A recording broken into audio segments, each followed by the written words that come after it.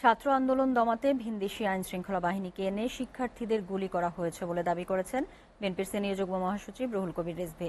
অপরদিকে ভারতকে আর্থিক সুবিধা দিতেই উচ্চ মূল্যে নিম্নমানের যন্ত্রপাতি এনে রামপাল বিদ্যুৎ কেন্দ্র স্থাপন করা হয়েছে বলেও অভিযোগ করেন তিনি।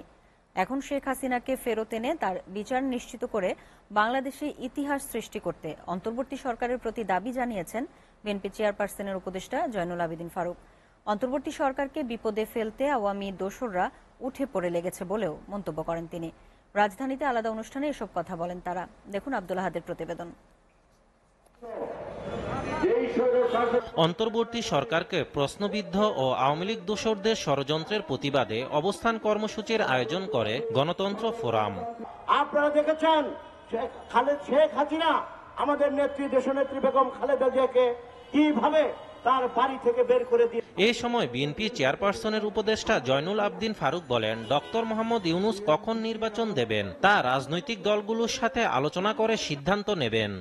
আবার কুচক্রীরা, আবার আওয়ামী লীগ প্রেতাত্মারা, আবার শেখ হাসিনা সেই লোকগুলো বাংলাদেশের এই সরকারকে অস্থিতিশীল করার ষড়যন্ত্র করার প্রক্রিয়া শুরু করেছেন।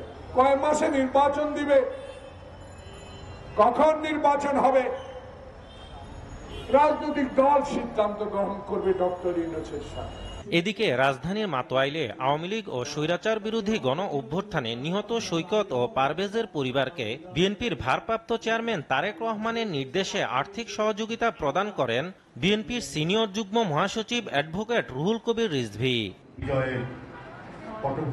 এই সময় রুহুল কবির রিজভী বলেন, আওয়ামী লীগ শুধু বিএনপির নেতাকর্মীদের হত্যা করে থেমে থাকেনি, বরং স্কুল কলেজের ছাত্রছাত্রীদের হত্যা করেছে তারা।